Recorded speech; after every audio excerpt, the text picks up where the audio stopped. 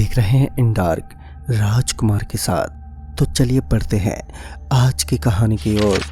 दोस्तों, मेरा नाम मनीष है और मैं एक अध्यापक हूँ जो पढ़ाने के लिए अपनी बाइक लेकर अक्सर स्कूल में जाया करता हूँ। उस वक्त मैंने अपनी एक नई बाइक ली थी। मैं उस बाइक को लेकर ही स्कूल के लिए रवाना होता। एक दिन जब मुझे ही जाने में काफ़ी देरी हो गई थी, उस समय महीने का आखिरी दिन चल रहा था और शनिवार का दिन था वो।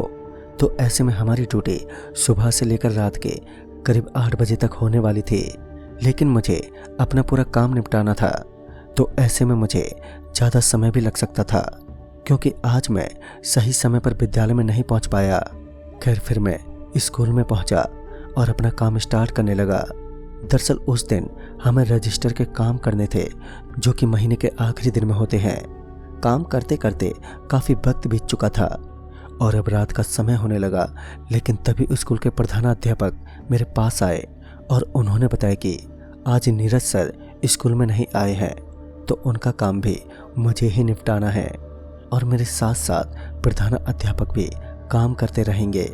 मुझे उस समय गुस्सा तो बहुत जोर का आया, लेकिन मैं कर भी क्या सकता था, क्योंकि मेरे पास सरकारी नौकरी का ऊपर से ऑर्डर ही ऐसा था। मैं अपने मन ही मन में प्रधानाध्यापक को गालियां तो बहुत दे रहा था, लेकिन उससे भी क्या फ़र्क पड़ने वाला था। फिर बाद में मैं अपना काम निपटाने लगा। दोस्तों, जब भी रात के लगभग 11 बज जाते हैं तो उस स्कूल की घड़ी एकदम अचानक से बोलती है, और इस बार भी यही हुआ। रात के लगभग 11 बज चुके थे। हमारे स्कूल के प्रधानाध्यापक एकदम से बोल पड़े, अरे आपका काम हो गया? अगर नहीं हुआ है तो कोई बात नहीं, ये लीजिए चाबी और अभी मैं चलता हूँ। आप लोग अपना पूरा काम निपटाने के बाद यहाँ से निकल लीजिएगा। फिर मैंने भी वैसा ही किया। मैंने अपना सारा काम निपटाया और काम को निपटाते निपटाते मुझे रात के 11:30 बज चुके थे और तब तक प्रधानाध्यापक वहाँ से जा भी चुके थे। मैं उसे अपने मन ही मन में गालियाँ देता हुआ वहाँ से निकल पड़ा। अभी मैं स्कूल के अंदर से निकला ही था कि अचानक से मुझे थोड़ा थोड़ा ऐसा महसूस हुआ कि किसी ने मेरे पीछे आने के बाद कमरे का पंखा अचानक से ऑन कर दिया है। लेकिन जब मैं पीछे पलटा तो वहाँ पर सब कुछ एकदम से सामान्य लग रहा था। अभी मैं उस स्कूल से बाहर निकलने ही वाला था कि अचानक से मैंने देखा कि बाहर का पूरा मौसम अचानक से बिगड़ने लगा है। अब चारों ओर ऐसा लग रहा था मानो तूफान के आने की आशंका हो, और ऐसे में मेरा घर वहाँ से लगभग 18 किलोमीटर की दूरी पर पड़ता था, जो कोई आसान रास्ता नहीं था। तभी मेरे फ़ोन की रिंग बज उठी। जब मैंने फ़ोन देखा तो फ़ोन पर प्रधानाध्यापक थे। उन्होंने मुझे बताया कि स्कूल से थोड़ी दूर आगे आने के बाद उन्हें बहुत ही भयानक तूफान का सामना करना पड़ा, इसलिए वह अभी एक फैक्ट्री के अंदर छुपे हुए हैं। इसलिए उन्होंने मुझे वहीं पर रुकने को कहा, मगर मुझे तो पहले ही पता था कि ज़रूर यहाँ पर कुछ ना कुछ तो गड़बड़ हो रही है। अगर इस तरीके से तूफान आने की आशंका होगी तो मुझे भी यहाँ से निकलना नहीं चाहिए, क्योंकि मौसम बहुत ही ज़्यादा ख़राब हो चुका था। मैं वहीं आज स्कूल में लौटने को तैयार हो गया। फिर मैं स्कूल की कक्षा नंबर 9 के अंदर दाखिल हुआ तो मैंने देखा कि वह कक्षा पूरे तरीके से खाली पड़ी थी। लेकिन अचानक से मुझे किसी के चिल्लाने की आवाज़ सुनाई दी, तो मैं जल्दी से बाहर निकला, मगर मुझे बाहर की तरफ कोई भी नहीं दिखा। अब मुझे उस स्कूल में रुकने का मन ही नहीं कर रहा था। फिर जो नज़ारा मैंने देखा उसे देखने के बाद मैं पूरा अंदर तक हिल गया, क्योंकि इस बार मैंने देखा कि वहाँ पर बहुत सारे बच्चे आपस में बातें करते हुए उस स्कूल के अंदर चक्कर काट रहे थे। उन सभी के अंदर हैरानी वाली बात तो ये थी कि उन सभी की गर्दन नीचे की तरफ झुकी हुई थी। वह सभी नीचे देखकर आपस में बातचीत कर रहे थे। मैं तो एक पल को चकरा सा गया। फिर मैंने अपनी आंखों को मसलते हुए एक बार फिर चारों तरफ अपनी नज़रें दौड़ाईं, तो इस बार मैंने देखा कि वहाँ पर कोई भी मौजूद नहीं था। यह देखकर मैं थोड़ा सुकून में डूबा, लेकिन मैं ये बात अच्छे तरीके से जान चुका था कि वह मेरा कोई वहम तो नहीं था। तभी मेरी सांस में सांस आई और मैं जल्दी से उस स्कूल से बाहर निकलने की अब कोशिश करने लगा। लेकिन मैंने देखा कि अब मेरी जेब से वह चाबी गायब थी। अभी मैं अपनी चाबी को इधर उधर ही ढूंढ रहा था कि अचानक से मैंने देखा कि कुछ बच्चे एक लड़की को पकड़कर उसे घसीटते हुए दूसरी कक्षा की ओर लेकर जा रहे थे। मैं तुरंत उन सभी बच्चों के पीछे पीछे चल पड़ा, यह देखने के लिए कि आखिर ये बच्चे इस लड़की को कहाँ लेकर जाते हैं। और फिर जो दृश्य मैंने देखा उसे देखने के बाद मेरा पूरा शरीर एकदम से बुरी तरह से कांपने लगा, क्योंकि इस बार मैंने देखा कि उन बच्चों ने उस लड़की को एकदम से एक कुएं में फेंक दिया। मैं तो एकदम से डर गया और फिर सरकता हुआ नीचे गिर पड़ा। उसके बाद क्या था, मैं तुरंत उस स्कूल के दीवार के ऊपर से नीचे कूद गया। फिर मैंने जल्दी से अपनी बाइक उठाई और वहां से जल्दी मैं निकलने लगा। लेकिन जब मैं एक बार के लिए पीछे की तरफ पलटा तो मेरी रूह ही कांप उठी।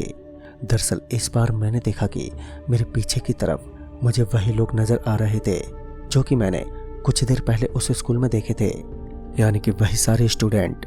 लेकिन जब मेरी नज़र उनके हाथ और पैरों पर पड़ी तो मेरी भी आंखें खुली की खुली रह गईं।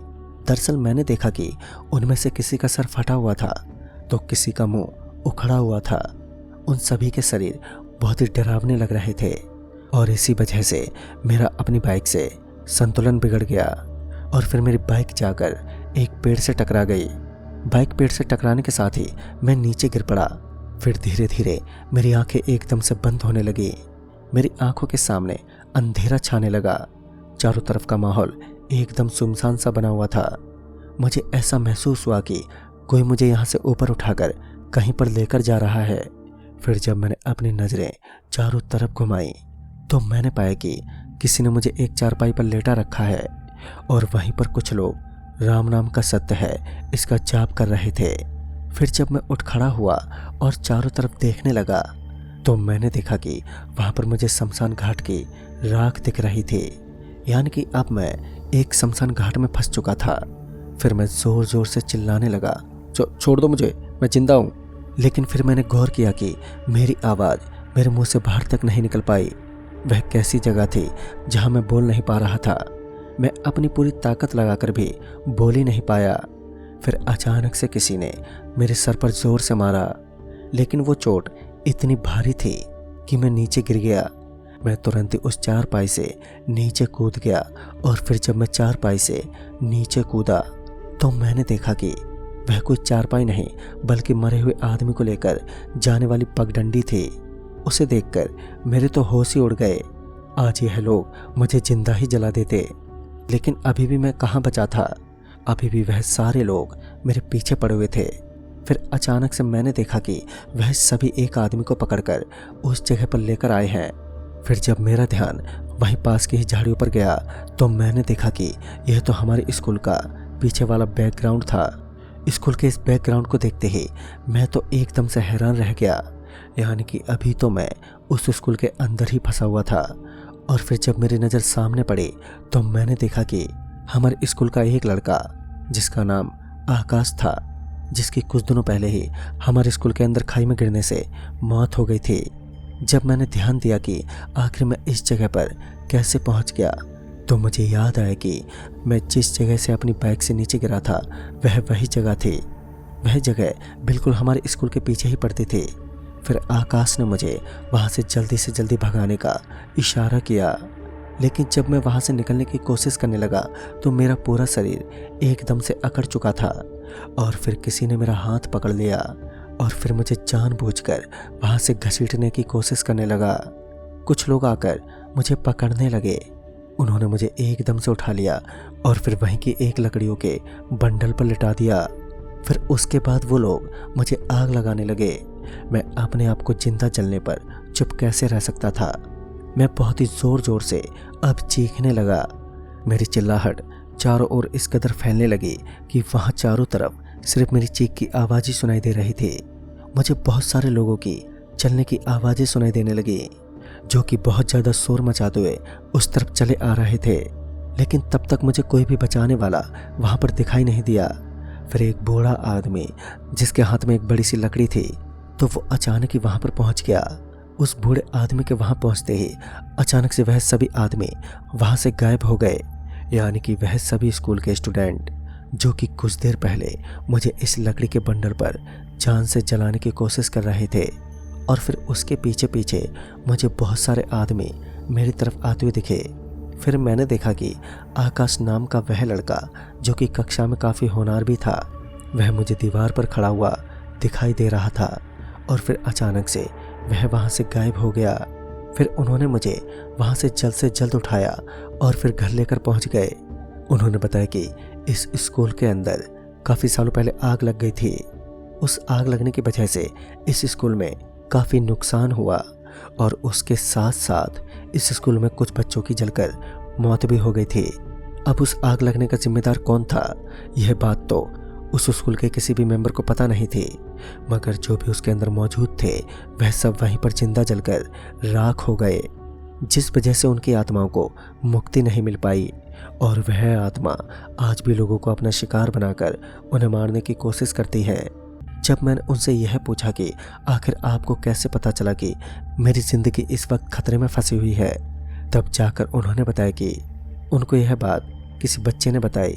दरअसल उस बूढ़े आदमी के घर से बाहर एक आवाज़ आई कि वहाँ पर एक आदमी जिंदा जलने वाला है। तभी हम लोग वहाँ से निकलकर यहाँ तक पहुँच गए। तब मुझे याद आया कि आकाश जो कि होनहार स्टूडेंट के साथ साथ एक अच्छा लड़का भी था, तो शायद उसी की वजह से आज मेरी जान बच पाई। लेकिन दोस्तों, आज तक तो मैं काफ़ी सतर्कता के साथ ही जी रहा हूँ और अभी तक मेरे साथ कुछ ऐसा नहीं हुआ और आगे का कुछ कह नहीं सकता। तो दोस्तों, इस कहानी में बस इतना ही। कहानी आपको पसंद आई हो तो लाइक शेयर जरूर करें और साथ ही हमें कमेंट बॉक्स में ज़रूर बताएं। तो मैं आपका दोस्त राजकुमार जल्द ही मिलूँगा एक और नई कहानी के साथ। तब तक के लिए बाय एंड टेक केयर।